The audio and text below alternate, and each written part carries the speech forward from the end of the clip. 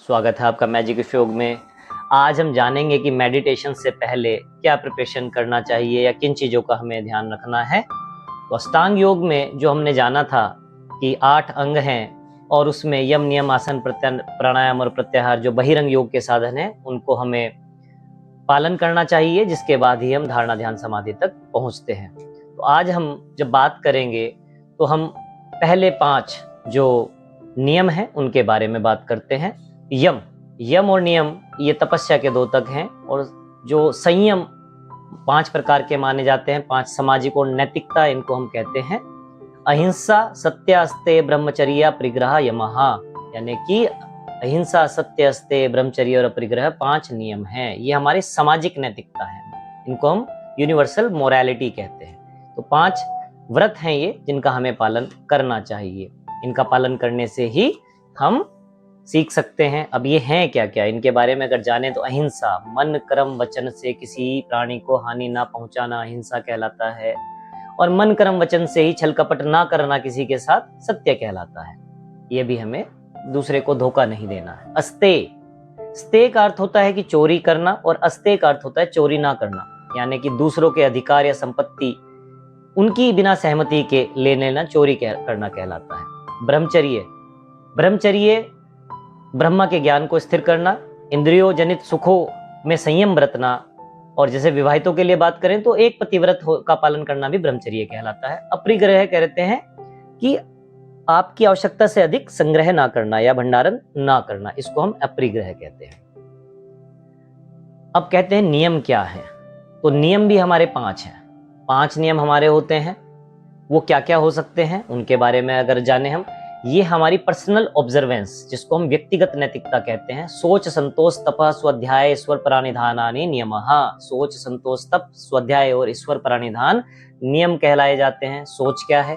सोच कहते हैं हम शुद्धि को, यानी कि ये कई प्रकार से हो सकती है। जल से शरीर की, सत्य आचरण से मन की, विद्या से तप की, और आत्मा की शुद्धि करने के लिए हम ज्ञान का प्रयोग करते हैं। बुद्धि की शुद्धि करने के लिए ज्ञान का हम प्रयोग कर सकते हैं। इसके बाद आता है संतोष। अपने पास विद्यमान समस्त साधनों से पूर्ण पुरुषार्थ करें, मतलब जो आपके पास साधन है उनसे पूरा आप पुरुषार्थ करें, और जो कुछ प्रतिफल मिले उसे हम संतुष्टि से प्राप्त करें और स्वीकार करें, उसे हम कहते हैं। अब कहते हैं तप।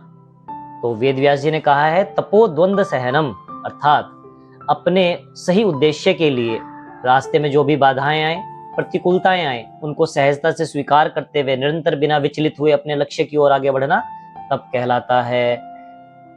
यानी कि हमें काम जो भी मिले उसको हम सही से करें, वो ही तप है। तप का मतलब ये नहीं कि आप जाके कहीं जंगल में बैठ गए। अब स्वाध्याय क्या है? अपना अध्ययन करना, अपने बारे में जानना, मैं क्या हूँ, मुझे क्या करना चाहिए, मैं क्या सही कर रहा हूँ नहीं कर रहा हूँ, उसको हम स्वाध्याय कहते हैं। अब कहते हैं ईश्वर प्राणिधान क्या है। अगला जो नियम है ईश्वर प्राणिधान। तो ईश्वर के प्रति पूर्ण समर्पण, पूर्ण श्रद्धा होनी चाहिए।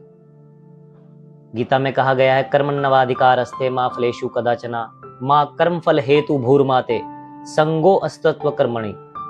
अब इसके लिए अगर हम इसको एक एग्जांपल से जाने तो यानी कि भाव, आपको अगर ईश्वर के प्रति समर्पित होकर जब आप भोजन पकाते हैं तो वो प्रसाद हो जाता है।